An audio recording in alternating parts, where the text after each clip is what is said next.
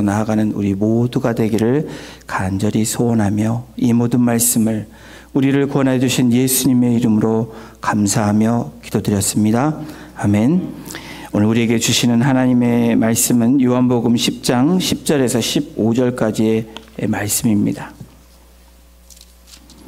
제가 갖고 있는 신약성경 163페이지에 있습니다. 요한복음 10장 10절에서 15절 한 절씩 교독으로 봉독하고 마지막 15절은 합독하도록 하겠습니다. 제가 10절 먼저 봉독합니다. 도둑이 오는 것은 도둑질하고 죽이고 멸망시키려는 것뿐이요 내가 온 것은 양으로 생명을 얻게 하고 더 풍성히 얻게 하려는 것이라. 나는 선한 목자라. 선한 목자는 양들을 위하여 목숨을 버리거니와 삭구는 목자가 아니요 양도 제 양이 아니라 이리가 오는 것을 보면 양을 버리고 달아나나니 이리가 양을 물어가고 또 해치느니라. 달아나는 것은 그가 삭구는 까닭에 양을 돌보지 아니함이나 나는 선한 목자라. 나는 내 양을 알고 양도 나를 아는 것이. 우리 합독합니다. 아버지께서 나를 아시고 내가 아버지를 아는 것 같으니 나는 양을 위하여 목숨을 버리노라. 아멘. 예, 오늘 아까 조금 소개해드린 우리 김창원 선교사님, 밀리니움 바로 그 전해인 1999년도에 파송으로 이 캄보디아 땅, 아무것도 없는 이 캄보디아 땅에 파송되셔서 지금 24년째 귀한 사역을 감당하고 계십니다. 제가 우리 선교사님 개인적으로 안 횟수가 지금 20년이 딱 올해가 20년이 되는 것 같습니다. 그간에 또 하나님께서 공동체를 통해서 또 여러분들의 헌금과 기도를 통해서 지금 놀라운 그 하나님의 역사의 현장에서 지금 많은 일들이 일어나고 있습니다. 오늘 말씀 전해주시고 또 우리 선교 보고 또 이렇게 같이 함께 들으실 때 여러분 많은 은혜가 되시기를 바랍니다. 오늘 이 본문을 말씀 가지고 버리는 자의 행복이라는 제목으로 말씀 선포하실 때 여러분 많은 은혜가 되시기를 다시 한번 부탁드리고 우리 선교사님 나오실 때 다시 한번 환영의 박수, 큰 박수로 환영해 주시면 감사하겠습니다.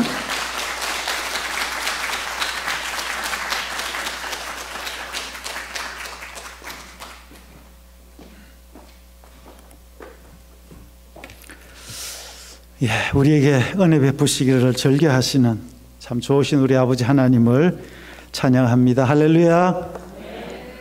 반갑습니다. 여러분 뵙고 싶었습니다. 눈에 익숙한 분들도 여러분 앉아 계셔서 마치 제가 오랜만에 고향에 온 듯합니다. 반갑고요. 참 하나님께서 여러분을 통해서 지금까지 일해 오셨고 또 앞으로 더 크고 놀라운 일들을 이루실 것을 함께 이 자리에 앉아 찬양하면서 예배드리는데 얼마나 제 가운데 하나님께서 큰 은혜와 감동을 주시는지 모르겠습니다. 지난 시간 함께 해주셔서 감사드리고 저희가 이번에 안식년으로 지난 4월부터 이제 안식년의 시간을 보내고 있는데요. 5월 9일 날 저희가 미국 들어왔어요. 이제 한 달 넘어가는데 이번 수요일에 이제 돌아갑니다.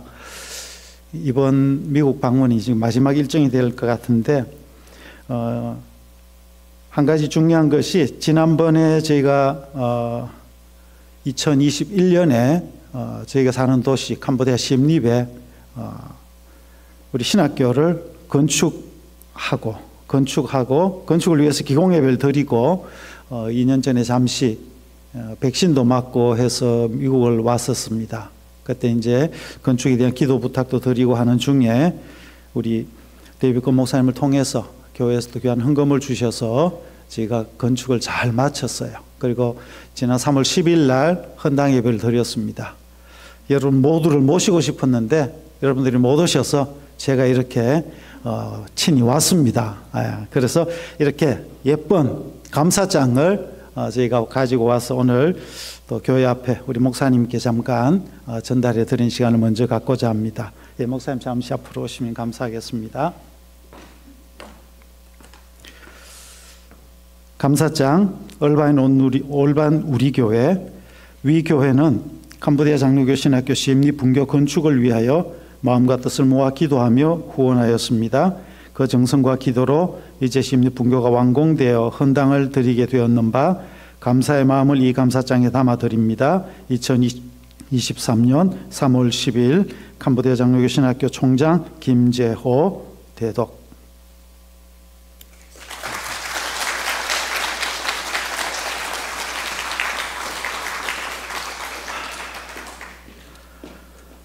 예. 우리 개인의 인생뿐만 아니라 이 땅에 존재하는 모든 것들은 존재의 이유와 목적이 있습니다. 아무런 이유 없이 생겨난 것이 없고요. 아무런 목적 없이 존재하는 것이 없습니다. 하물며 우리 교회, 주님의 몸된 교회, 피로 값주고 세우신 교회, 우리가 함께 좀 전에 무슨 찬양이라 하죠? 이거를 교회 타이틀, 예, 교가 학교에서 교가를 부르는데 교회에서 오늘 교가를 예, 함께 불렀는데 가사 내용이 너무 좋은 것 같아요. 정말 이런 교회가 되기를 원하고, 주님께서 이 땅에 교회를 세우셨을 때 주님의 계획과 뜻이 있었습니다. 그런데 사실 이 땅에 수많은 교회들이 존재하고 있지만 주님의 마음에 합한 교회, 정말 주님의 그 뜻을 온전히 이루어 드리는 교회는 아쉽게도 그렇게 많지는 않은 것 같아요. 바라기는 우리 열바인 우리 교회가 우리 함께 찬양하고, 또 우리 주보에 참제자, 찐제자, 예, 이런 하나의 목표를 가지고 달려갈 때에 정말 주님의 뜻이 여러분 한 분 한 분의 삶을 통해서 그대로 이루어지고, 그런 귀한 성도들이 모여서 함께 공동체로 하나님을 섬길 때 우리 교회를 통하여서 하나님의 뜻이 이 지역과 또 이 미국 땅과 나아가서 온 열방 가운데 이루어지고 펼쳐지는 귀한 교회로 하나님께서 더욱더 아름답게 세워 가실 줄로 믿습니다. 그렇게 목적은 중요합니다. 목적이 없으면 방황해요. 인생도 마찬가지죠. 무엇을 위해 살아야 되는지, 내가 어떻게 살아야 되는지를 모르면은 그 인생은 방황할 수밖에 없습니다. 사람을 따라가기 쉽고요. 여기 좋다면 여기 가고, 이게 된다면 일로 갈 수밖에 없고. 그런데 정말 인생의 바른 목적을 발견하고 그 목적을 위해서 사는 삶은 사람의 소리에 귀 기울이지 않습니다.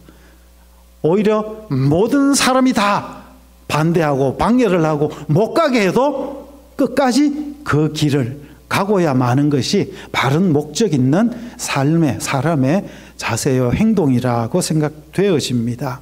그런 삶을 살기 위해서 가장 중요한 것은 우리를 지으신, 저와 여러분을 만드신 하나님을 제대로 만나는 것이 꼭 선행되어야 한다고 믿습니다. 왜요? 그 하나님을 만날 때야만이 우리는 비로소 왜 하나님이 나를 만드셨는지에 대한 이유와 목적을 알기 때문에 그렇죠. 그래서 일생을 살아가면서 하나님을 만나지 못하고 사는 인생은 헛될 수밖에 없습니다. 열심히 살았지만, 세상에 뭔가 이루어놓은 듯 하지만 막상 이 땅을 떠나는 그 순간이 오면은 굉장한 두려움과 죽음에 대해 준비되지 아니한 그런 불완전한 인생으로 마무리할 수밖에 없는 것이 이 땅을 살아가는 모든 인생의 공통된 과제요, 숙제라는 생각이 듭니다. 그런 부분에서 오늘 이 예배 시간에 하나님께서 우리를 깊이 다시 한번 만나 주심으로 말미암아서 하나님께서 왜 나를 지으셨고, 내가 지금까지 열심히 살아왔지만 앞으로 남은 나의 삶, 하나님께서 내게 허락해 주신 삶이 얼마일지 모르지만 그 삶은 정말 그분이 나를 지으신 목적에 맞게 더 아름답게, 그래서 최고의 행복을 누리는 저와 삶의 남은 여정이 되었으면 참 좋겠습니다.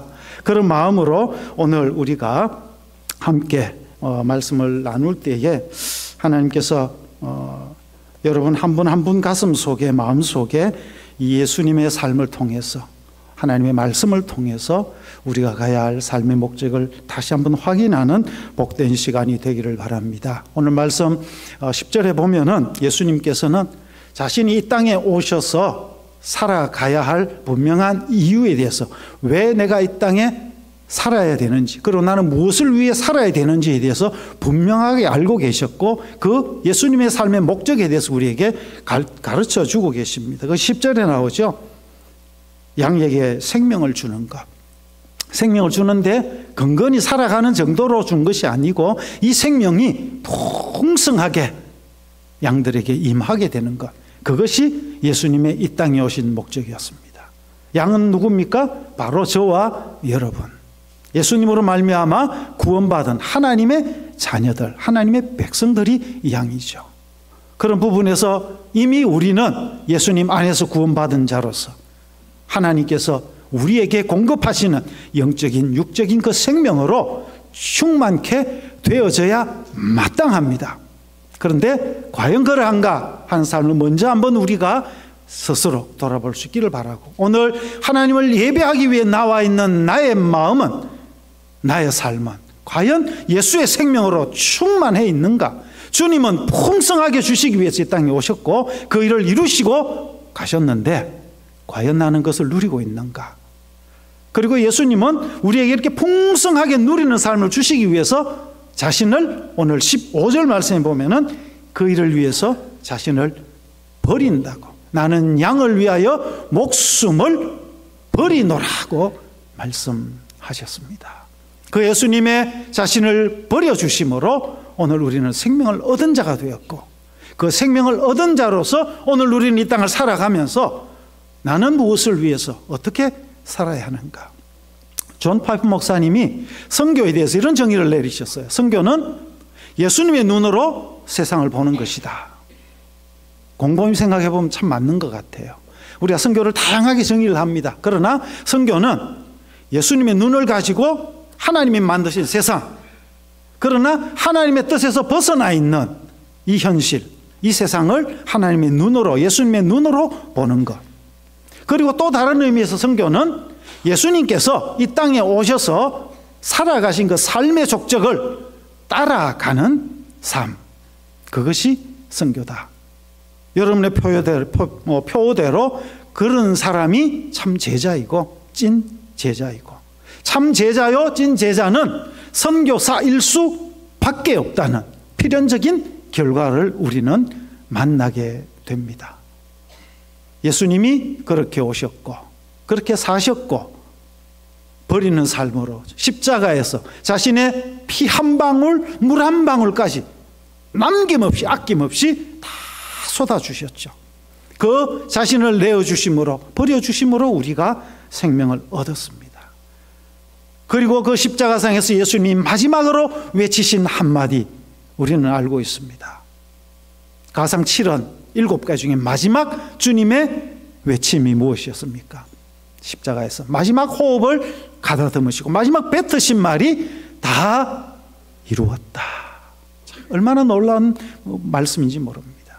내가 이 땅에 온 목적을, 아버지께서 나를 이 땅에 보내시고 내 33년의 생애 가운데서 그토록 내가 이루기를 열망했던 그 일을 이 순간 다 이루었다고. 우리의 삶의 마지막이, 우리의 생의 마지막이 이런 한마디를 남기고 하나님 앞에 갈 수 있다면 얼마나 행복하겠습니까? 그런 삶의 주인공이 다 되시기를 주님의 이름으로 축복합니다. 여한이 없다. 그렇게 하려면 목적이 분명해야 됩니다. 그리고 그 목적을 이루어내기 위한 부담 없는 노력과 삶이 뒷받침되어야 돼요. 그렇지 아니하면 마지막 순간에 호흡을 가다듬고 내뱉은 말이 너희는 나같이 살지 말아라. 나는 이게 아쉽고 돌아보니까 이게 후회스럽고 이게 잘못된 것 같다. 너희는 이런 말을 남기면 얼마나 아쉽습니까? 인생이 이제 마무리해야 되는 단계에서 정말 마지막 순간에 나도 다 이루었다. 하나님께서 예수님을 통하여 생명 주신 이 생명 가지고 이 생명 주신 아버지 하나님의 뜻을 깨닫고 하나님의 그 목적을 나의 목적으로 삼아 그 목적을 이루어 드리는 삶, 그것이 소위 말하는 가장 성공적인 삶이죠. 그것보다 더 큰 성공은 이 세상에 존재하지 않습니다. 그렇게 주님이 그 십자가에서 하나님의 뜻을, 그리고 자신이 그토록 원하던 인류를 구원하는 그 일을 다 이루시고 하나님께로 가셨기에 그 예수님은 그 누구보다도 십자가에서 행복하셨다. 그래서 시인 윤동주 씨가 십자가라는 시를 쓰면서 그 시기 중간에 그런 표현을 했습니다. 괴로웠던 사나이, 행복한 예수 그리스도. 괴로움과 행복을 같이 대비시켜 놓고 있어요. 십자가의 그 고난과 그 엄청난 고통과 함께 무엇이 있는 거예요? 행복이 있었다. 네. 십자가를 앞으로 보실 때 여러분, 그 십자가를 보실 때마다 예수님이 그곳에서 누리셨던 행복을 여러분도 묵상하고 누리고, 그 십자가가 내게 주어졌을 때에 이 십자가를 두려워하거나 피하고 싶은 것이 아니라 그 십자가를 온몸으로 받아내며 나도 그 십자가가 주는 그 행복을 누리기 원하는 그런 열망으로 우리의 믿음이 한층 더 성숙해질 수 있기를 축복합니다. 십자가는 고난의 현장이기도 했지만 이 고난 너머에 무엇과도 바꿀 수 없는 가장 큰 행복이 있는 장소였다. 행복을 누리는 자리였다는 것을 우리가 기억하고, 주님께서 말씀하셨듯이 누구든지 나를 따라오려거든. 여러분 제자가 되기를 원하고 찐 제자가 되어야 합니다. 그러면 주님을 따르는 자이어야 하는데 주님이 말씀하셨죠. 누구든지 나를 따라오려거든 자기를 부인하고 자기 십자가를 지고 나를 따를 것이니라. 주님은 그 사랑하는 제자에게, 사랑하는 저와 여러분에게 분명 십자가를 없애주겠다 하지 아니하시고 십자가를 줄 테니까 지고 따라와라. 왜? 그 십자가에 무엇이 있기 때문이에요? 행복이 있기 때문이에요. 이 비밀을 깨달은 사람은 많지 않습니다. 이 비밀을 모르면요, 고난은, 십자가는 피하고 싶은 거예요, 끊임없이. 그래서 기도할 때도 평안만 구합니다. 그러나 진정한 평안은 십자가 안에 있습니다. 십자가를 떠나서 피해서 누릴 수 있는 것들은 진정한 사랑과 진정한 평안이 아니죠. 예수님이 저와 여러분을 위해서 목숨을 버려주심으로 가장 큰 행복을 누리셨다면, 예수님의 그 버려주심으로 오늘 저와 여러분이 생명을 얻은 자 되어서 주님을 예배하는 이 자리에 우리가 나와 있다면, 우리의 삶 또한 주님과 같이 버림으로 행복을 누리는 그런 삶이 되기를 주님은 가장 원하실 줄로 믿습니다. 세상은 우리에게 말합니다. 더 많이 가져야 한다고, 더 많이 소유해야 한다고, 그래야 네가 행복할 수 있다고, 그래야 너의 노후도 보장될 수 있다고 말합니다. 그러나 성경 어디에도 그것이 너의 노후를 보장해 주리라 한 구절도 기록해 놓은 게 없다는 것을 우리는 기억해야 합니다. 무엇이 우리의 남은 삶을 책임져 줄 수 있습니까? 예수님이 우리에게 명령하셨어요. 마음을 다하고 생명을 다하고 목숨을 다하고 힘을 다하여서 주 너의 하나님을 사랑하라. 또 이와 같이 내 이웃을 내 몸같이 사랑하라. 이 사랑의 명령은 대계명이라 합니다. 수많은 말씀과 계명과 명령 중에 가장 큰 것, 다른 거 다 잊어버려도 이것은 잊지 말라는 거예요. 왜 사랑을 명령하셨을까요? 하나님이 우리의 사랑이 필요한 존재입니까? 아니잖아요. 그분은 우리 없어도 완전하신 분이에요. 자족하시는 분이에요.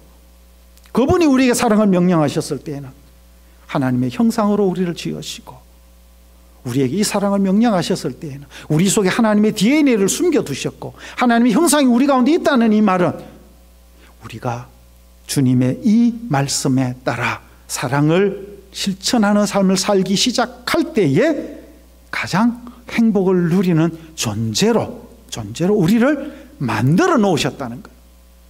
소유의 행복이 아니라 버림으로써, 사랑으로서 행복을 누리는 존재로 하나님이 우리를 만들어 놓으셨다는 거죠. 사랑하는 성도 여러분, 사랑이 무엇입니까?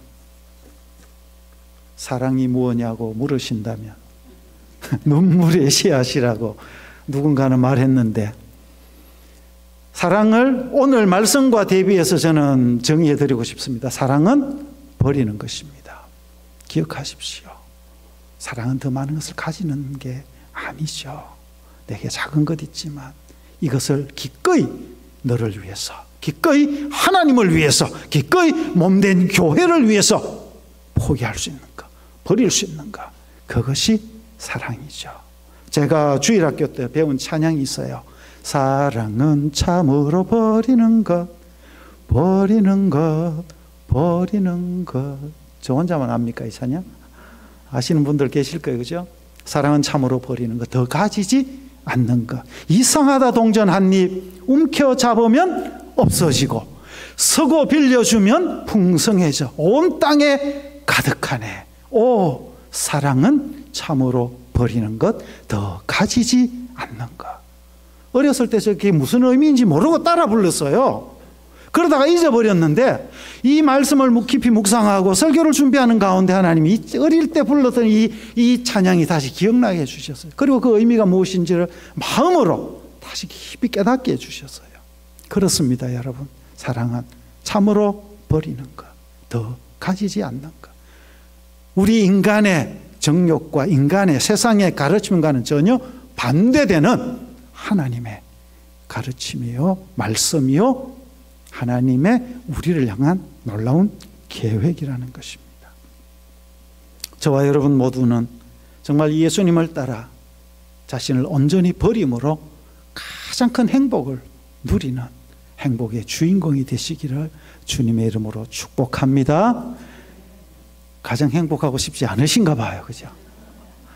한 분 한 분 참 소중한 우리 성도님들, 여러분의 가정이 그런 행복한 가정이 됐으면 참 좋겠고, 여러분의 남은 일생 이전에 경험해 보지 못한, 이게 참 행복이었는데 내가 무엇을 위해 살아왔던가 하는 새로운 행복으로 하나님께서 날마다 채워주시는 그 감격을 남은 삶 가운데 더 풍성하게 누리시는 삶을 사시기를 축복합니다.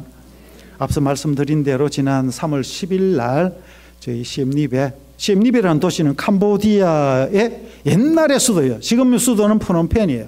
저희가 그 프놈펜 중심으로 16년 사역을 했습니다. 그리고 하나님이 아브라함에게 말씀하셨듯이 가라 해가지고 제가 간 땅이 시엠리베였습니다. 그래서 그거 사역 다 정리하고 물려주고 시엠리브로 2015년에 갔어요.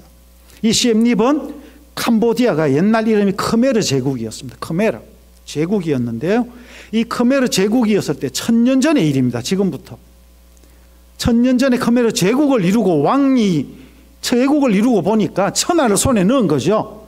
그리고 보니까 이제 신이 되고 싶은 거예요. 모든 인생이 똑같아요. 가지면 가질수록 어떻게 해요? 더 가지고 싶고, 올라가면 올라갈수록 더 올라가고 싶고, 그래서 뭐가 되고? 본인이 신이 되고 싶은 거.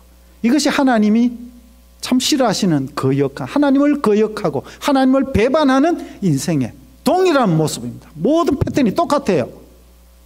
육신의 정욕과 뭐죠 또? 안목의 정욕과 이생의 자랑.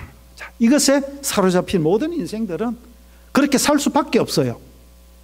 그렇게 캄보디아가 제국을 이루었을 때 왕들이 신왕을 자처합니다. 내가 신이다 라고 자처하고 온 천하를 호령했습니다. 그러면서 수많은 백성들을, 장정들을 불러 모아가지고 어리어리한 사원들을 짓기 시작했어요. 그래서 시엠리베라는 도시 안에 사원이 200개입니다. 200개. 그 중에 대표적인 게 앙코르왓이라는 큰 사원이 있어요. 지금도 전 세계에서 그 사원을 보려고 캄보디아 시엠리베를 비행기를 타고 엄청난 돈을 들여서 옵니다. 그 우상의 도시죠. 그곳으로 하나님이 저희를 보내셨어요. 그리고 하나님이 일하시겠다고. 그래서 저희가 처음 갔을 때는 예수 마을 사역을 가슴에 품고 갔습니다. 그런데 하나님이 그곳에서 선교사님들과 만나 교제하고 함께 사역을 논의하는 중에 이곳에도 신학교가 필요하겠다. 선교사님들이 열심히 교회를 개척하고 제자들이 자라는데 교회를 섬길 일꾼들을 이제 양성해야 되는데 신학교가 없어요. 그래서 교단으로 연합했어요. 15개 교단의 선교사님들이 함께 캄보디아에 우리 하나의 신학교를 세웁시다. 그래서 신학교를 함께 섬기기 시작했어요. 그러다가 코비드가 시작됐죠. 코비드가 시작되고 온라인으로 수업이 진행됐습니다. 온라인으로 하는 가운데 하나님이 그 기간 속에 신학교 건물에 대한 필요성들을 느끼게 해주셨어요. 학생들은 늘어나고 과정은 자꾸 많아지는데 선교사님 센터 공간이 좁아가지고 공간이 부족한 거예요. 그래서 2021년 6월 21일 날 그 선교사님들 함께 모여서 기도하던 중에 하나님께서 우리에게 동일한 마음 주셔서 신학교를 건축합시다 하고 기공 예배를 드렸어요. 78만 불 예산으로 1년간 이걸 짓겠다 해서 건축회사하고 컨트랙을 하고 기공 예배를 드린 거예요. 이게 세상적으로 봐서는, 일반적으로 봐서는 제정신이 있는 사람은 잘 못하는 일이에요. 이거는 평상시도 아니고 코비드로 지금 온 세상이 엉망인데, 오고 가고도 힘든데, 그런 상황 속에서 기공 예배를 드린 거예요. 하나님께서 우리에게 주신 마음에, 도전에, 계획에 그냥 순종하는 마음으로 시작한 거예요. 건축을 하려면 여러분 돈이 있어야 되잖아요. 그런데 선교사님들이 돈이 어디 있어요?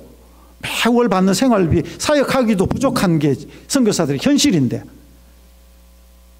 한국 돈으로 거의 9억. 그런데 이게 코비드 지나면서 짓다 보니까 10억이 됐어요, 결국은. 어쨌거나 그렇게 믿음으로 순종하며 하나님 앞에 기도하기 시작했고, 기도하고 우리가 선교사님들이 먼저 하나님 앞에 드린 마음이 있었습니다. 78만 불의 재정 중에 하나님, 우리가 한국교회, 미국교회 많은 외부의 도움을 요청하기 전에 우리 선교사와 신학생들이 먼저 최소한 건축비의 11조는 드립시다. 뭐 없는데 어떻게 드려요? 일단 마음을 드리고 기도하기 시작한 거예요. 그렇게 하고 선교사님들이 내어놓기 시작했어요. 한 선교사님은요, 인도네시아에서 남편과 함께 선교하시다가 남편 목사님이 먼저 소천하셨어요. 그래서 이 사모님이 한국 들어가셨다가 다시 기도하다가 남은 여생을 선교하는데 살고 싶다 해서 본인이 혼자 준비해서 다시 시엠리베라는 저희 도시로 온 거예요. 그래서 지난 9년 동안 그곳에서 열심히 사역하셨어요. 그러면서 그 기간 중에 저희를 찾아와서 말씀하시는 것이, 나는 한 달에 200불 멸치하고, 멸치 압니까? 멸치하고 김만 있으면 나는 먹고 살 수 있어. 최소의 생활비로 줄이고 선교비 중에 남은 것들을 모아가지고 자그마치 9년 동안 그걸 모아둔 거야. 그리고 그 헌금을 들고 오셨어요. 신학교 건축하는데 이분이 찬양을 너무 좋아하세요. 그래서 행사 있으면 선교사님들 모아서 선교사 합창단을 이렇게 연습해서 중요한 행사에 찬양도 드리고 이렇게 찬양을 좋아하시는 분이라서 음악실 하나 건축하는 거 드리고 싶어요. 선교사님이 먼저 이렇게 드리시는 거. 자, 이렇게 한 분 한 분 드림 가운데 하나님이 우리의 드려진 몸 위에 기름을 부으셔서 수많은 성도님들이 이 일에 함께 참여하게 해주셨어요. 또 시엠리와 왔던 한 선교사님이 계셨어요. 이분도 혼자 오신 거예요. 부산에서 교사를 하셨어요. 영어 선생님을 했어요. 그러다 어느 날 보니까 몸에 암이 찾아온 거예요. 그리고 암 선고 앞에 이제 자신의 삶을 다시 돌아보고 앞으로 남은 상을 계산해 보는 거예요. 길지 않을 것 같은데 어떻게 살아야 될까? 그러다가 하나님 가장 기뻐하시는 일을 하다가 주님 앞에 가자. 그래서 암을 몸에 안고 시엠리으로 선교사로 나오신 거예요. 그런데 표정이 얼마나 밝은지 몰라요. 예수님으로 충만해서 기쁨이 충만해요.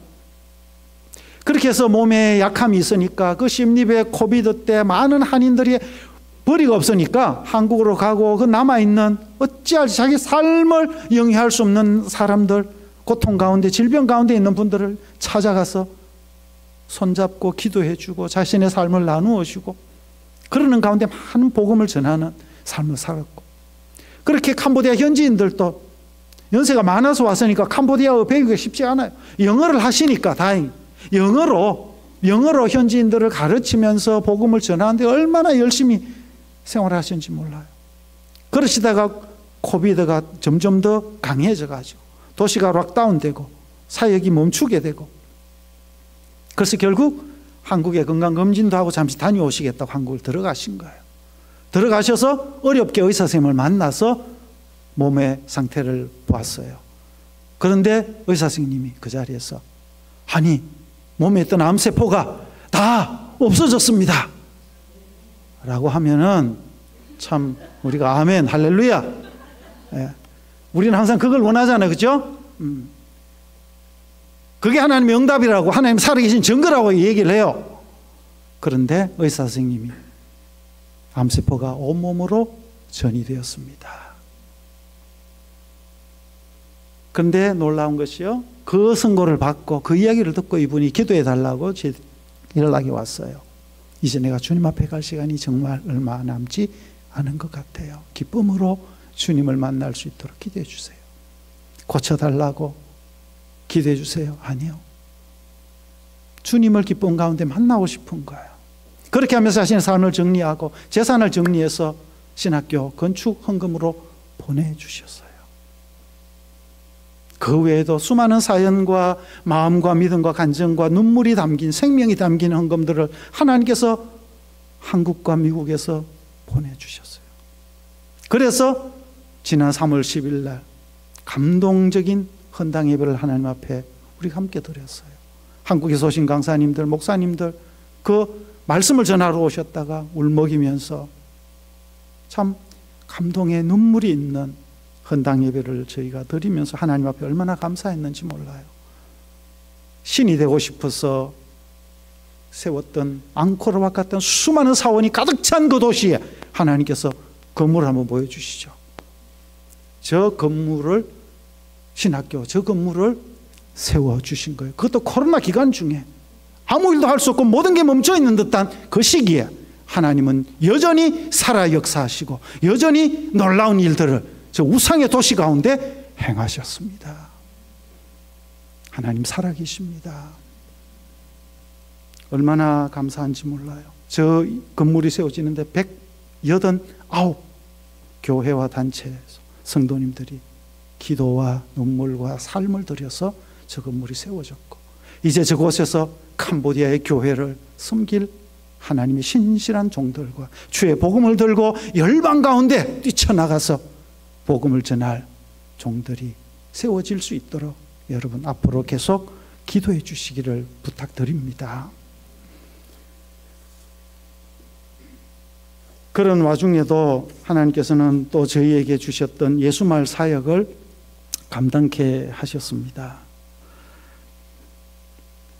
가난하고 못 배우고 내일에 대한 소망조차 다 뺏겨버린 채 살아가는 정말 강도 맞은 이웃과 같은 그분들이 인생의 목자가 되시고 구원자가 되신 예수 그리스도를 만나 소망 가운데 생명으로 살아가게 하는 일을 위해서라면 무엇이든지 하겠습니다 하는 마음으로 저희 부부가 시엠리브로 갔고, 그렇게 그곳에서 새로운 삶이 시작되었어요. 하나님 주신 148에이커 뭐 미국은 워낙 땅덩어리가 크니까 뭐 148에이커 캐도 별 감동이 없죠, 그죠? 그런데 캄보디아에서는 적은 땅이 아니에요. 그 땅, 황무지, 잡목으로 가득 차 있는 그 땅을 하나님 주시고 그곳에 저희를 던져 놓으시고, 무엇을 어떻게 할까? 저희가 개간을 해봤습니까? 토목을 합니까? 건축을 합니까? 한 거라는 건 그래도 지금까지 해본 전도하고 교회 개척하고 하라면 하겠는데 전혀 새로운 일을 하나님 하라고 던져 놓으신 거예요.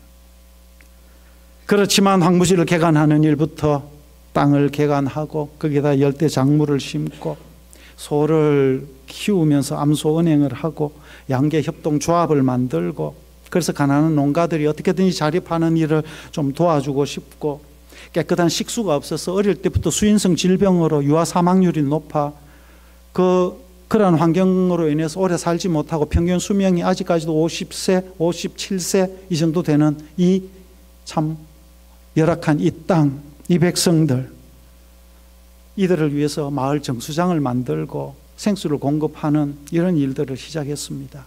양계협동조합을 만들고 조합원들을 교육을 시켰어요. 양계장도 만들어서 병아리를 사서 키우고 한 차례 두 차례, 드디어 이번에 지난 3월 달에 세 번째 시도한 것이 산란계가 뭔지 아시죠? 알을 낳는 닭을 이제 시도한 거예요. 앞전에 이제 육계, 고기 파는 닭도 한번 했고요. 또 토종닭 또 한번 해봤고요. 이번에 이제 산란계를 했는데 드디어 이게 이제 대박이 난 거예요. 800마리 산란계를 키워가지고 했는데 3월달, 지난 3월이에요. 3월부터 하루에 계란이 600에서 많으면 650개까지 매일 쏟아져 나와요, 이게. 근데 이게 보통 계란이 아닙니다, 여러분. 저희가 자연농법으로요, 계란할 때 양계장이 제일 힘든 것 가운데 하나가 닭똥 냄새예요. 닭똥 냄새 고약합니다, 이게. 그런데 저희는 닭이 질병에 약해요. 그리고 온도에 약해요. 이 두 가지를 잘 잡아주면 닭은 행복하고 건강할 수 있어요. 그래서 질병을 막아주기 위해서 바닥부터 전부 새롭게 다 해가 바닥에다가 미생물을 키워가지고 바닥에 다 깔아줍니다. 미생물을 키우고 그리고 위에는 천창을 해가지고 다 열어요. 열어놓고 그래서 대류로 이게 자연 통풍이 잘 될 수 있도록 그래서 실내 온도와 바깥 온도가 한 5도 정도 차이가 날 정도 에어컨도 없어요. 선풍기도 없어요. 그 안에 할 수도 없고 그런 것들을 도입해가지고 했어요. 그리고 이 닭들도 파는 사료를 먹이면 그 사료가 무엇으로 만드는 건지 우리가 다 어떻게 합니까? 결국 그래서 저희가 한 거는 이제 발효 사료를 직접 다 만듭니다. 영양분을 계산해가지고 발효 사료를 만들어가 매일 만들고 그 정성 들여 만드는 밥을 닭들에게 먹이죠. 먹이면은 이 닭들이 그 좋은 사료 먹고 좋은 환경 가운데서 알을 쑥쑥쑥쑥 넣는데 얼마나 잘 넣는지. 이제야 하나 성공 작품이 나왔다. 그랬는데 알이 쏟아져 나오니까 당장 또 뭐가 문제입니까? 이 알이 650개씩 막 하루에 나오니까 이게 열흘마다 몇 개예요, 이게 지금? 6,500개예요. 이게 놔둘 데도 없는 거 이게. 그러니까 팔아야 되잖아요. 파는 게 숙제였고 열심히 계란 팔다가 저희가 나왔어요, 급하게. 계란 팔다 나왔는데 중요한 것은 지난주부터 하나님 주신 마음이 저희 동네에 예수마을 동네에 초등학교가 하나 있습니다. 쿤니엄 초등학교인데 아이들이 220명이에요. 220명인데 아침에 아이들이 학교 공부하러 올 때 밥을 못 먹고 와요. 엄마가 밥을 못 해줘요. 배고프잖아요. 근데 감사하게 학교에서 쌀을 후원받아가지고 큰 가마솥에다가 쌀 넣고 물 부어가지고 죽을 끓여줘요. 그래서 그거 한 접시씩 먹고 아이들이 이제 공부를 합니다. 그 아이들을 보면서 꿈이 생겼어요. 와, 요 좋은 계란 우리가 팔아가 돈 벌면 얼마나 벌겠냐. 이걸 그냥 아이들 먹이자. 한 달 계산하니까 한국 돈으로 10,000원이면 되겠더라고요. 그래서 10,000원의 행복이라는 프로젝트를 시작한 거예요. 그래서 지난주부터 이제 아이들에게 저렇게 죽을 만들려 했는데 학교 선생님들이 그 요리하는 분들하고 같이 밥을 했어요. 밥을 해가지고 계란 반찬을 저렇게 맛있게 해서 아이들에게 지금 먹이고 있습니다. 저 밥을 먹으면서 아이들이 자기들이 먹는 이 계란이 어디서 온 것이며 누가 자기들을 위해서 준 것이며 예수님의 사랑을 가르쳐주고 그래서 예수님의 사랑과 만난 밥을 먹고 아이들이 건강하게 자라기 시작하면서 이 아이들이 예수님을 알아가고 하나님의 자녀가 되어지고 하나님을 예배하며 장차 캄보디아에 하나님 나라를 세워가는 일꾼이 될 것을 믿습니다. 꿈이 있어요. 조학교 하나 이제 다 먹일 수 있게 되어서 하나님 붙여준 재정이 조금 남아가지고 좀 이웃 학교 한 군데 더 곧 또 시작하려고 합니다. 면 소재지 안에 7개 학교가 있어요. 1차 목표 7개 학교 아이들 다 먹이자. 그렇게 하려면 계란이 많이 필요하겠죠. 저희 양계협동 조합 이제 돌아가면 조합원들 교육할 거예요. 다시 이 시스템으로 다 준비하게 해서 이렇게 만들어내면은 얼마든지 또 공급할 수 있어요. 이 마을에서 안 되면 옆 마을도 가르치면 돼요. 그러면 이 농가들은 어떻게 해요? 열심히 닭을 잘 키우면 그것으로 생계가 해결돼요. 이제 기본적인 생활의 안정을 찾을 수 있죠. 그래서 이것을 통해서 제가 꿈꾸는 것은 캄보디아의 모든 아이들에게 이 좋은 계란을 다 먹였으면 좋겠다. 아멘. 이를 위해서 기도해 주십시오. 이게 제 꿈이 아니고 하나님 아버지의 그 아이들을 만드시고 생명 주신 하나님 아버지의 마음인 줄로 믿습니다. 제가 여기 와서 놀란 게요. 공항 도착하자마자 저 부에나파게 한남체인 옆에 H마트입니까? 아니다. H마트 옆에 퍼집이 있어요. 베트남 쌀국수예요. 베트남이 우리 옆 동네 아닙니까? 그래서 저 쌀국수를 좋아해가지고 집 사람하고 같이 제일 첫 번째 식사를 거기 가서 했습니다. 퍼를 먹는데요. 주문해서 먹으면서 놀란 게요. 퍼 한 그릇에 얼마인지 아세요? $20.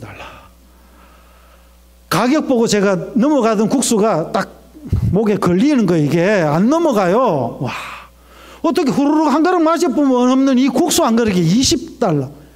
$20면 지금 계란이 몇 개예요?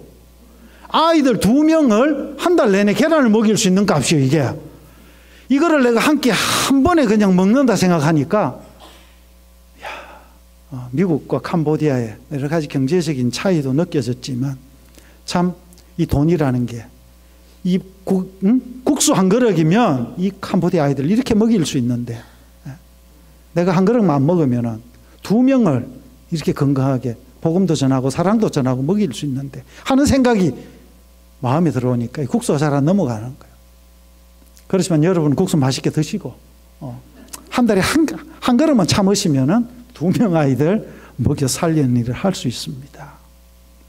자, 이런 꿈들이 있는 게 얼마나 가슴 벅차고 기쁘고 행복하고 좋은지 몰라요.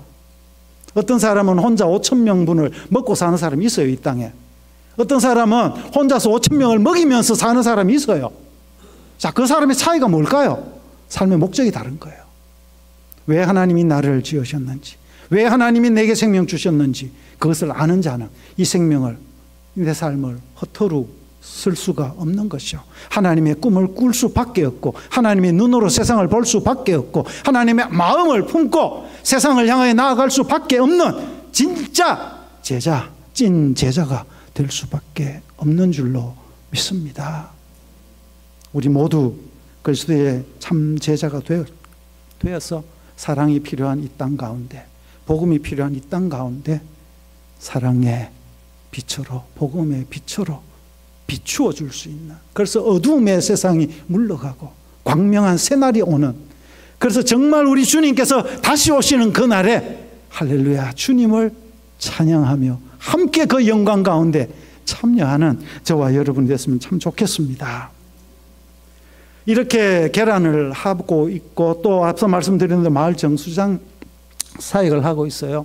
우리 인생의 진정한 생수 대신 예수 그리스도 사마리아 수가성 우물가에서 그 여인을 만나 주시고 생수가 무엇인지를 가르쳐 주셔서 그 여인이 예수 그리스도를 만난 후에 인생이 변화되어서 복음을 전하는 전도자의 삶을 살았듯이 정말 육신에 마실 수 있는 물이 없어서 목말라 있는 그들에게 육신의 깨끗한 물과 함께 영혼의 생수가 되신 예수 그리스도를 그들이 먹고 마실 수 있는 그 일을 위해서 저희가 마을 정수장 사진 보여주시면 좋습니다. 저희 스태프들이 직접 만든 거예요. 저 안에 보면 이렇게 생겼어요.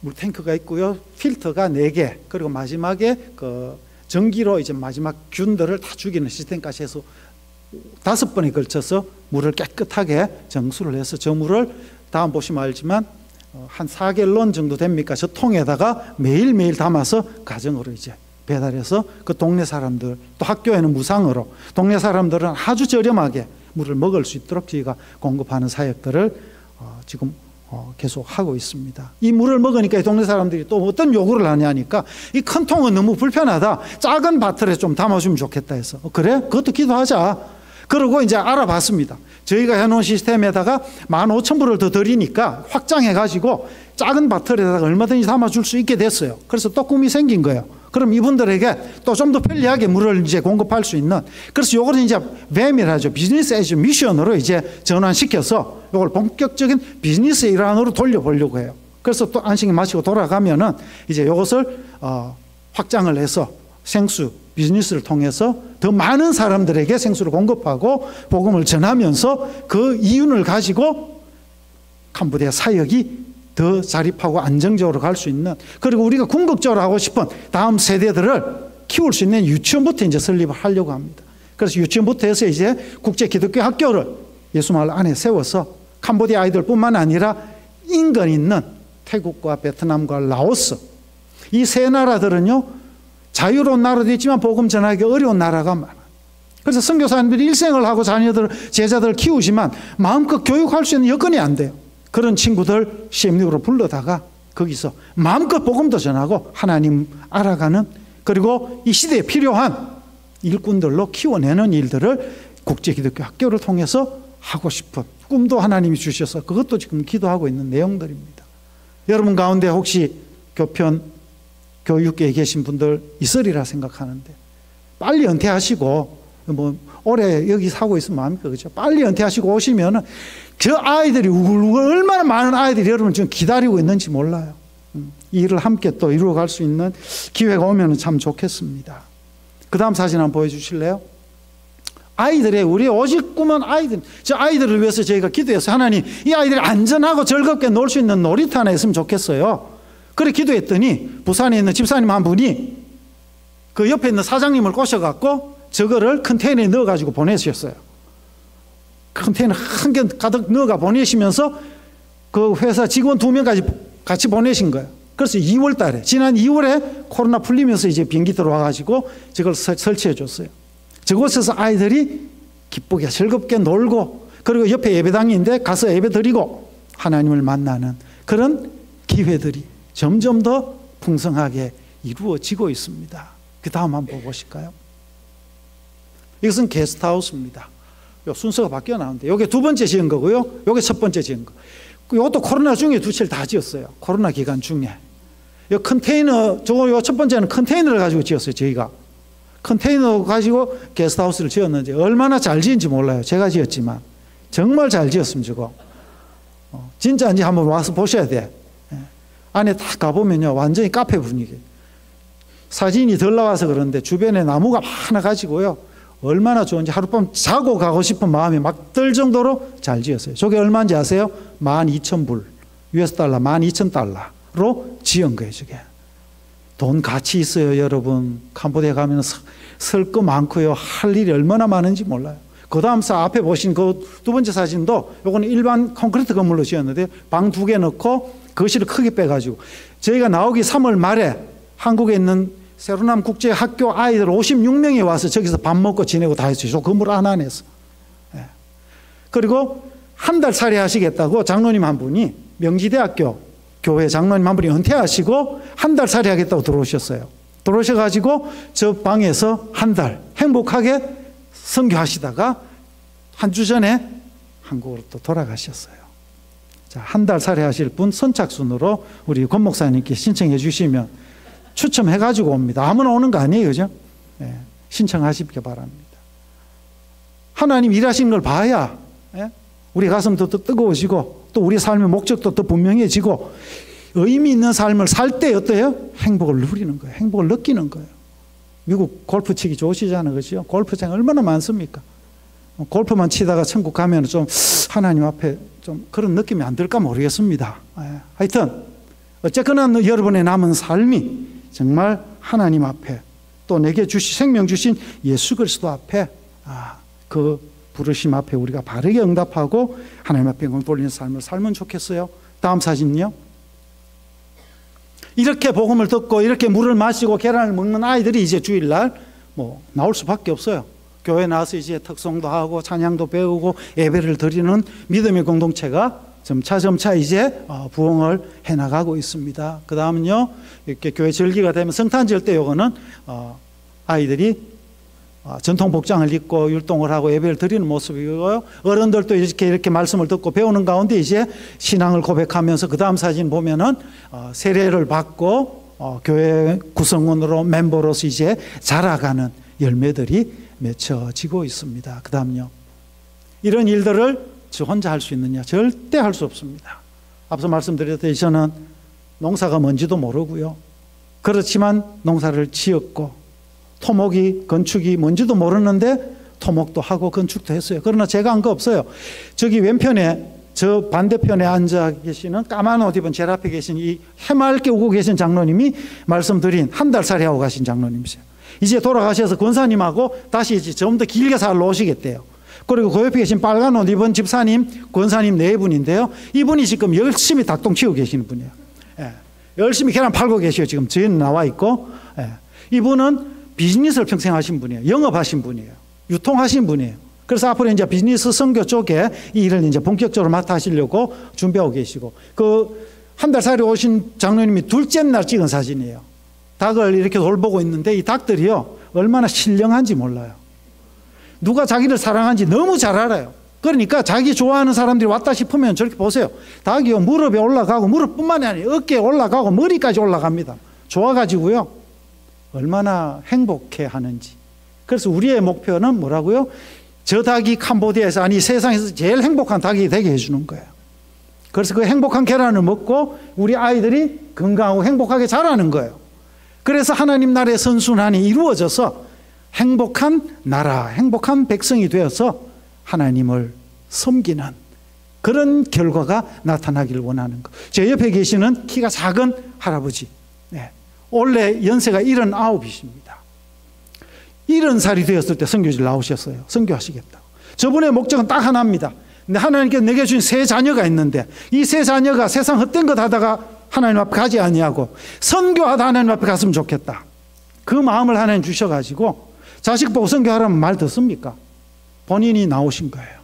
내가 조금이라도 선교의 기초를 마련해 놓고 나면은 하나님이 우리 자녀들을 복 주셔서 선교하는 일을 하게 하실 것이다. 이분의 믿음이었습니다. 70살에 오셔갖고 열심히 지금도 물도 전기도 없는 곳에서 사역하세요. 저희보다 더 열정적으로 더 젊게 사세요. 그런데 몇 년 전에 이분이 하여튼 현지인들의 필요한 거라면 다 합니다. 저분도요. 벽돌 기계를 공장을 설치해 놓고 벽돌을 직접 찍어 가지고 자기 집도 짓고 교회도 건축해요. 그리고 집 없는 캄보디아 사람들 집도 지어주는 일도 지금 계속 하고 있어요. 벽돌 7,000장 주문 들어왔는데 요거 찍어 놓고 저희가 예수 말에 물이 없어가 막 힘들어할 때 제가 물하고 막 실험을 하다가 막 쓰러졌어요. 그래 집사람이 그분을 찾아가 만났습니다. 그랬더니 이분이 이제 하신 말씀이 내가 요거 해결해 놓고 빨리 가서 도와줄 테니까 목사님 좀 쉬게 해주세요. 그렇게 하고 열심히 벽돌을 찍다가 벽돌 기계에 손이 쑥 들어간 거예요. 그래가 중요한 이 세 손가락 마디가 다 잘렸습니다. 그거 설명하려면 긴데요. 어쨌거나 태국까지 저희가 호송시켜서 수술 받고 오게 했는데 돌아오셨는데 보니까 손마디가 여전히 짧아요. 왜 접합하지 않으셨어요? 물었더니 안타까워서 목사님, 내가 이제 삶은 얼마나 살겠습니까? 그리고 접합한다 해도 성공률도 낮다 하고 돈도 많이 드는데 굳이 그 세 개 없어도 남은 생에 사는데 크게 안 불편할 것 같고 무엇보다 내 세 손가락 하나님 앞에 내 세 자녀를 위해서 하나님 앞에 드리고 왔습니다. 그 얘기를 듣는데 가슴이 미어지는 그 부모의 그 뜨거운 가슴과 사랑을 제가 느끼면서 눈물이 났어요. 자식 사랑하지 않는 부모 이 땅에 어디 있습니까? 여러분의 자녀들 정말 잘 되기를 축복하고 여러분의 자녀들이 여러분보다 더 큰 믿음의 사람이 되기를 축복합니다. 그리하려면 우리가 잘 심어야 돼요. 우리가 삶의 본이 되어야 돼요. 우리가 살아가는 삶의 족적을 우리 자녀들은 따라오게 되어 있습니다. 우리의 말한 대로 안 돼요. 절대 안 됩니다. 말은 잘하지만 삶은 다른 우리가 아니라 말하는 대로 살아내고 하나님 주신 말씀대로 내가 붙들고 그 말씀대로 살아가는 우리의 삶을 보고 우리의 자녀들이 우리의 뒤를 따라 믿음의 사람으로 이 땅을 살아갈 줄로 믿습니다. 우리 교회의 다음 세대가 여러분들의 삶의 수고와 헌신과 사랑을 보고 감동받고 나도 우리 부모님처럼 이렇게 살아야 되겠다. 하나님을 사랑하고 이웃을 사랑하는 삶을 살아야겠다. 그 도전을 받고 그 배움을 받아서 여러분의 자녀들이 우리 얼마인 우리 교회 다음 세대들이 불길같이 일어나서 어두워져가는 이 땅을 밝히는 하나님의 등불들이 되기를 축복합니다. 이번에 저희가 나오기 전에 캄보디아 여름이 너무 더웠어요. 정말 뜨거웠어요. 그런데 여기 오니까 너무 더웠다가 와서 그런지 하나님이 이 땅을 시원하게 해놓으셔갖고 저희는 와서 쨍쨍한 이 캘리포니아의 날씨를 좀 맛보고 싶었는데 계속 구름만 덮어놓으셨어요. 지금 내일 모레 이제 돌아가야 되는데 가기 전까지 한번 쨍쨍한 햇빛 하나님 보여주실지 모르겠는데 어쨌거나 시원한 게 저희는 너무 좋아요. 그런데 그 뜨거운 더위 그 속에서 저희가 농번기를 3월 4월에 지납니다. 제일 더울 때가 3, 4월이에요. 그때 캐슈넛을 수확합니다. 한 2,500주를 지금 씌어서 매년 자라면서 매년 이제 열매가 많이 맺히기 시작해요. 이 수확할 때 일손이 많이 부족해요. 그래서 성도들도 불러다가 일도 시키고 일당도 주고 이렇게 하면서 이제 이걸 하는데 제가 몸이 안 좋아갖고 이번 여름이 참 힘들었어요. 그러니까 제 아내가요. 제 아내가 제가 못 가니까 제 아내가 대신 출근해가지고 그 일을 막 했어요. 우리 스태프들하고 같이 일하는 분들하고.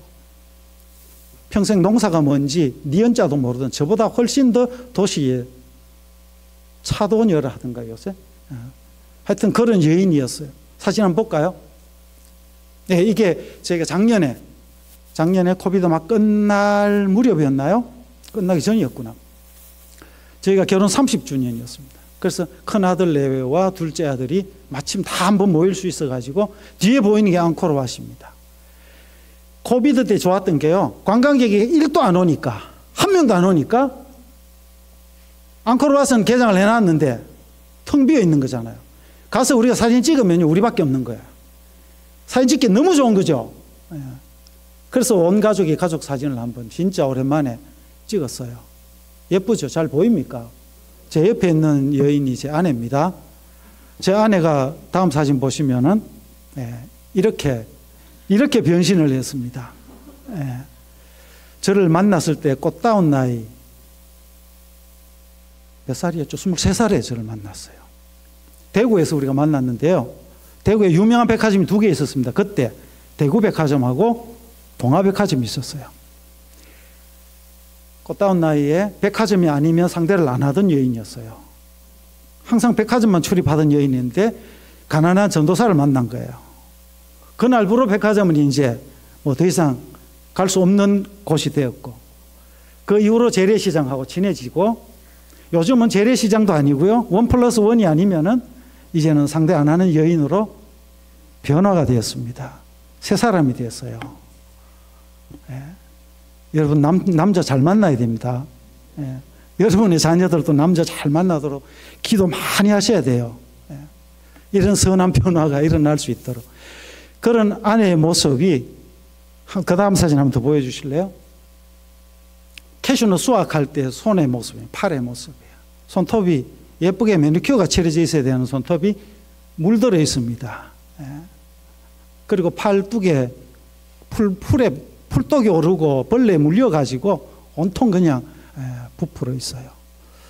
저는 이 사진을 보여주고 또 이 사진을 얘기할 때마다 제 마음에 참 2가지가 항상 교차합니다. 참 안타까움이 있어요. 아픔이 있어요. 그러나 한편 하나님 주시는 위로가 뭐냐면, 저 손이 가장 아름다운 손이 아니냐. 자식을 위해서, 가족을 위해서 희생하는 어머니의 손도 아름답지만 내 가족도 아니고 내 자식도 아닌데, 나와 아무런 상관없는 사람인 줄 알았는데 어느 날 하나님이 그들을 품게 하셔서 그들을 위해서 내 손을 내어놓고 내 삶을 내어놓고 내 몸을 드릴 수 있는, 그들이 예수 그리스도를 만나는 일을 위해서라면, 그들이 예수님의 사랑을 알게 되는 일을 위해서라면 아낄 것이 없고 더 못 주어서 아까운 사람으로 살아갈 수 있는 이 예수님의 마음을 주셔서 얼마나 감사한지 몰라요. 저는 예수님이 십자가상에서 가장 행복한 사나이였다는 것 마음으로 믿습니다. 그리고 고백합니다. 하나님, 나도 이 땅에 짧은 인생을 살다 분명 갈 터인데 가장 행복하게 살다 가고 싶어요. 다시 뒤집어 무슨 말입니까? 내 인생에, 내 삶에 하나님, 내가 경험할 수 있는 가장 큰 십자가, 지금까지 내가 겪어왔던 것보다 더 큰 십자가, 주님, 내가 경험하고 주님 앞에 가고 싶습니다. 주님 날 위해서 손에 못 박히시고 피와 물을 아낌없이 쏟아주시고 머리에 가시관 쓰시고 피를 다 흘려주셨는데, 내가 그 주님의 사랑에 보답하기 위해서, 아니 보답할 수가 없죠. 주님께서 그 사랑으로 나를 생명 주셨으니 이제 나의 남은 생애 가운데 하나님, 나도 그 삶을 통해서 누군가에게 그리스도의 사랑이, 주의 복음이 흘러갈 수만 있다면 하나님, 나도 그렇게 살고 싶습니다. 이 고백을 드릴 수 있다는 것이 얼마나 감사한지 모르겠습니다. 가장 큰 고난, 가장 큰 십자가, 그것이 가장 큰 행복이요 가장 큰 성공인 줄로 믿습니다. 여러분이 이루고 싶은 성공이 무엇입니까? 여러분의 일생의 일대의 목표가 있다면 무엇입니까? 하나님 안에서 예수님이 가셨던 버리는 자로서의 삶을 나도 살아. 여러분이 지금까지 경험해보지 못한 큰 행복이 앞으로 살아가는 여러분의 남은 삶의 여정에 경험되어질 수 있는 축복이 있기를 축원합니다. 믿음으로 아멘할 수 있기를 바랍니다. 이거는 강요회가 되는 게 아니에요, 그렇죠? 주님이 감동을 주셔야 되는 것이고 하나님이 이 마음을 주셔야 우리가 갈 수 있는 길이에요. 예수님이 저와 여러분을 위해서 가신 그 길, 저와 여러분도 함께 따라갈 수 있기를 간절히 기도합니다. 생명을 살리는 일, 주님의 복음을 전하는 일, 이 일을 위해서라면 주님 무엇이든 하겠습니다 라고 간 예수마을 사역이었고, 그 길을 가다 보니 몸에 마음에 맞지 않는 여러 가지 것들 경험해야 하고 견뎌내야 하고, 그러다 보니까 제 아내가요, 지난 1년 사이에 발톱이 다 멍들어가지고 시커멓게 멍들고 그 가운데 발톱이 2개나 빠졌어요. 그 뜨거운 태양 아래서 일을 하다 보니까 두통이 끊이질 않습니다. 제가 미국 올 때마다 하는 게 있어요. 타이레놀 제일 큰 거, 이 타이레놀 사가지고 갑니다. 저는 알러지가 있어갖고 아스피린, 뭐 이부프로펜 이건 못 먹어요. 아예. 오로지 타이레놀, 이게 나를 살리는. 그래서 이걸 사가지고 이걸 그냥 양식같이 먹습니다. 그런데 어떨 때는 이 타이레놀도 안 들어요. 그 외에도 하나님께서 덤으로 주신 게 많아요. 예수말 개간하다가 당뇨병, 역류성 식도염, 고지혈증, 요즘은 류마티스 관절염, 이게 이제 제 친구가 됐습니다. 열악한 환경에 그들과 함께 살다 보니까 뭐 설사, 이질, 뭐 장염, 그냥 뭐 늘 같이 있는 제 친구가 된 거죠. 모기로 인해서 전염되는 댕기 피부라는 게 있어요. 한 해에 이 댕기 피부 때문에 캄보디아 아이들과 캄보디아 분들이 얼마나 많이 죽는지 몰라요. 그걸 한 번도 아니고 저는 2번이나 또 해볼 수 있는 경험을 하나님 하게 하셨어요. 그걸로 인해 천국 갈 수도 있었는데 아직까지 하나님 살려놓으신 걸 보면 그래도 하나님께서 나를 통해서 아직까지 뭔가 좀 하실 일이 남아 있으신가 보다. 하나님께서 꿈꾸게 하신 일이 너무 많아서 어디까지 내가 내 육신의 눈을 뜨고 보게 해주실지 모르겠어요. 그러나 이게 내 꿈이 아니고 내가 욕망이 아니고 내 목표가 아니고 하나님의 꿈이고 하나님의 뜻이라면 어느 순간까지 내가 이룰지 모르지만 하나님께서는 누군가를 통해서 일들을 지속적으로 계속 이루어서 하나님의 꿈이 온전히 캄보디아 땅에 이루어지는 그날이 올 줄로 믿습니다. 말씀을 맺을까 합니다. 아브라함이 창세기 12장 1절에서 하나님께서 그를 부르시고 말씀하십니다. 너는 너의 고향과 친척과 아비 집을 떠나 내가 네게 보여줄 땅으로 가라. 보여줄 땅이었습니다. 그렇게 아브라함은 이 말씀 앞에 순종했고, 이 아브라함의 믿음을 가리켜서 히브리서 11장 8절에서는 그렇게 고백합니다. 갈 바를 알지 못하고 나아갔다고 했습니다. 자, 여러분, 우리의 믿음이 어디에 있습니까? 하나님은 끊임없이 말씀하십니다. 오늘도 말씀하시고 내일도 말씀하실 겁니다. 그 말씀을 받을 때 어떤 마음으로 여러분은 받으십니까? 오늘 우리는 너무 이성적이고 너무 합리적이에요. 미국이라는 사회가 굉장히 합리주의 아닙니까? 이게 내가 동의 안 되면 안 합니다. 아무리 좋은 거라도 확신이 있어야 가죠, 그죠? 좋은 자세 아닙니까? 그런데 믿음은 결코 그런 게 아니죠. 갈 바를 알지 못하지만 오늘 주님이 내게 가라 하시면 그 길을 갈 수 있는가? 그때에 홍해도 갈라지고 그때에 하나님의 살아계심의 역사와 흔적을 우리가 경험하는 축복을 누리게 해주시는 것, 그것이 믿음의 사람들의 족적을 통해서 하나님께서 우리에게 보여주신 것이었고, 오늘 이 시대에도 하나님은 이런 믿음의 사람들을 부르시고 하나님의 말씀에 응답하는 자들을 통해서 변함없이 이 시대에도 하나님은 살아계신 만왕의 왕이심을, 온 인류를 다스리시는 통치자이심을 세상 가운데 드러내 보이시는 일을 행하고 계시는 줄로 믿습니다. 아브라함이 그렇게 순종할 수 있던 이유에 대해서 13절에 보면 그렇게 고백합니다. 자신은 이 땅에서 외국인과 나그네 나라는 사실을 알고 있었다. 그리고 16절에서 말합니다. 하나님이 예비하신, 자신을 위하여 예비하신 그 성 본향을 사모하였기 때문이다.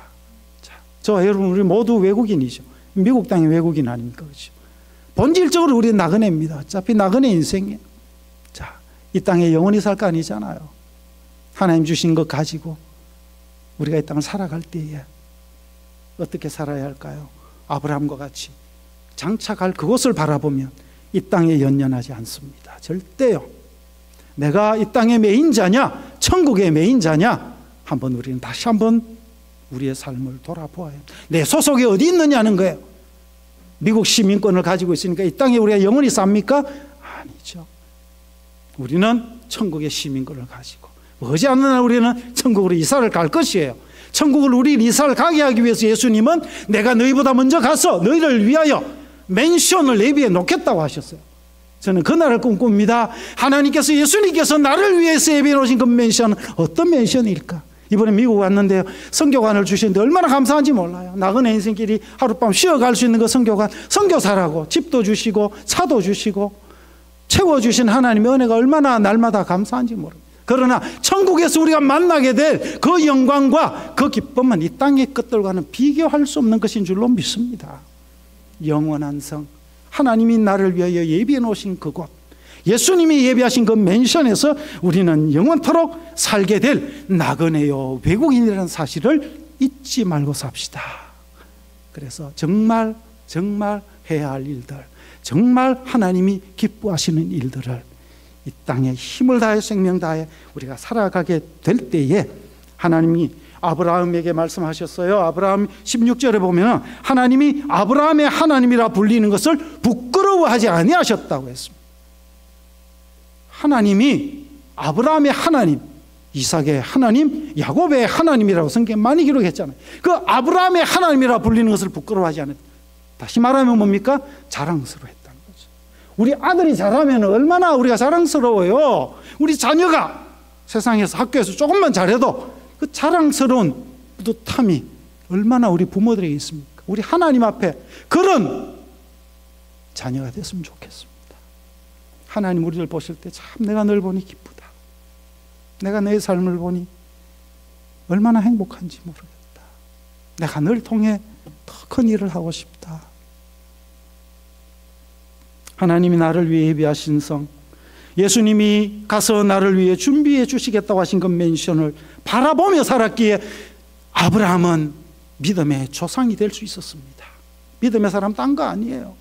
매일매일의 삶 속에서 그 성을 바라보며 오늘 믿음의 발걸음을 내딛는 것, 그렇게 살아갈 때에 아브라함이 믿음의 조상 되었듯이 오늘 저와 여러분, 저 멀리 배는 나의 시온성, 오 거룩한 곳 아버지지, 이 찬양 우리가 함께 잠시 부르면서 말씀을 맺을까 합니다. 순례자의 노래, 저 멀리 배는 나의 시온성.